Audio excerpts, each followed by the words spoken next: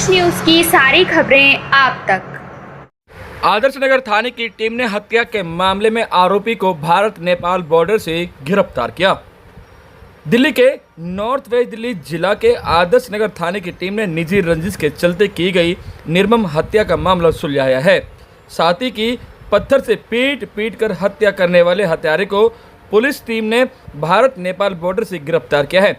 Police team ने कई राज्यों में अपने ठिकाने बदल रहे आरोपी को सीसीटीवी फुटेज व खुफिया सूत्रों से मिली जानकारी के आधार पर गिरफ्तार किया है।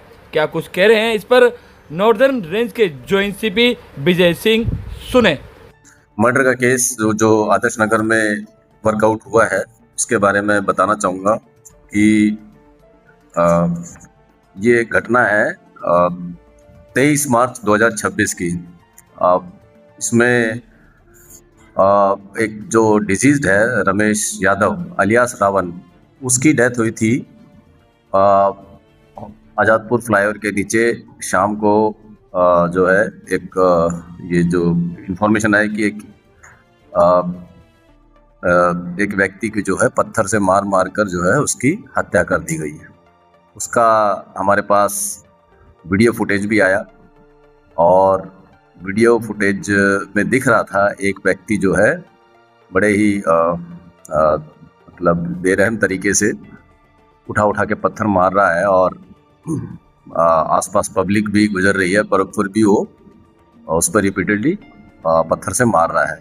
मीनवाइल इसकी इन्फॉर्मेशन पुलिस को मिली और उसको बॉडी को जो है हॉस्पिटल भेजा गया। उसकी पहला हमारा ये टारगेट था कि उसको आइडेंटिफाई करना कि डिजीज्ड है कौन।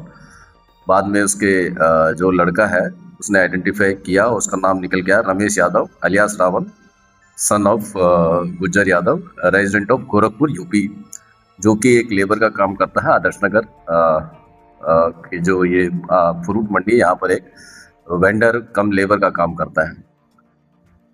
प्रिलिमिनरी इंफॉर्मेशन में जो उसकी अक्यूज्ड की जो आइडेंटिटी रिवील हुई थी उसके बारे में बहुत ज़्यादा स्पेसिफिक इंफॉर्मेशन नहीं थी। उसने एक गमछा सा पहना हुआ था सर पे और उसके हिसाब से उसका कोई परमानेंट कोई उसके बारे में कोई इन्फॉर्मेशन नहीं थी। एक तरह से हमारे लिए ब्लाइंड मर्डर केस था क्योंकि डिजीज की भी आइडेंटिटी हमें एस्टेब्लिश करने में थोड़ा टाइम लगा। और ये एफआईआर जो दर्ज हुई वो 26 तारीख को हमने जब वो उसकी एफआईआर हमने दर्ज करी, उसके बाद हमने सीसीटीवी फुटेज को जब खंगाला तो स्टेप बाय स्टेप हमने देखा कि वो गुड़गांव की तरफ गया है अक्यूज्ड, और हमने बहुत सारे इसमें सीसीटीवी की सीक्वेंस बनाई। तो गुड़गांव में इफ्को चौक तक हमने उसको ट्रेल किया, लगभग 150 के करीब सीसीटीवी फुटेज हमने देखे। उसका कोई परमानेंट रेजिडेंस या कोई नाम निकल के नहीं आया। हमने काफ़ी कोशिश की लेकिन ये पता चला कि ये इसका नाम साइकिल है। बस इतनी सा हमारे पास क्लू था कि इसका नाम साइकिल है। आसपास से कुछ लोगों से पूछताछ की तो ये पता चला कि जो डिजीज्ड है और ये जो अक्यूज्ड है ये आपस में नोन है, एक तरह से चाय पीते उठते बैठते साथ है, लेकिन उतनी ज़्यादा स्पेसिफिक डिटेल नहीं थी, लेकिन साइकिल के नाम से इसको जानते थे। थोड़े दिनों बाद हमने उसका जो है डिटेल्स और जनरेट की तो पता चला कि ये नेपाल का रहने वाला एक व्यक्ति है, नेपाल।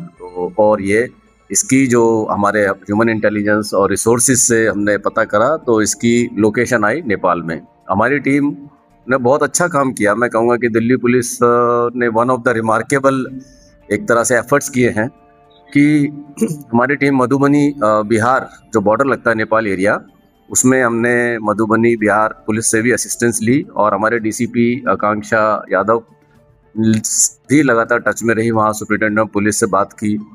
और इनफैक्ट हमारा नेपाल पुलिस से भी हमारा उनके जरिए जो आपस में रूटीन के जो तालमेल होते हैं बॉर्डर पुलिस के, उसके जरिए भी हमने तालमेल से जो है कुछ ना कुछ इन्फॉर्मेशन हम जनरेट करते रहे नेपाल में उसकी लोकेशन के बारे में। और ये हमें कंफर्म हो गया था कि इसकी लोकेशन नेपाल में है।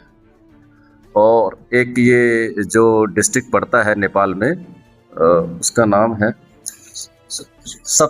सप्तऋषि का ये रहने वाला है और वहाँ उसकी लोकेशन है।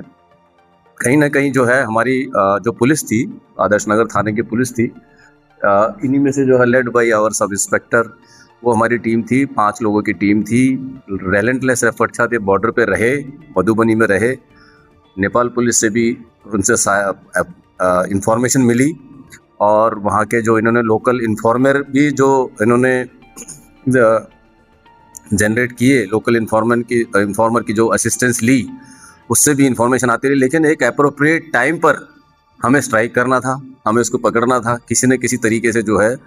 और हमने उसको, जब एक इन्फॉर्मेशन आई स्पेसिफिकली कि वो जो है बॉर्डर के पास ही जो है वो उसकी मूवमेंट होने वाली है, तो उसको एक फिल्मी अंदाज में, मैं कहूँगा, उसको अपनी मोटरसाइकिल पे बिठाया और फिल्मी अंदाज में उसको लेके आए। उसमें वहाँ के जो एक फिल्मी सीन कहूँगा कि दो मोटरसाइकिल थी इनके पास, और उसके तरीके से इनको ये वहाँ से उसको जो है एक इसको लेके आए, अपने साथ मोटरसाइकिल पे बिठाया, जिसमें कुछ वहाँ के जो उसके नॉन लोग थे, आसपास के जो लोग थे, उनसे भी काफ़ी रेजिस्टेंस मिला। लेकिन ये कामयाब हुए उसको लाने में।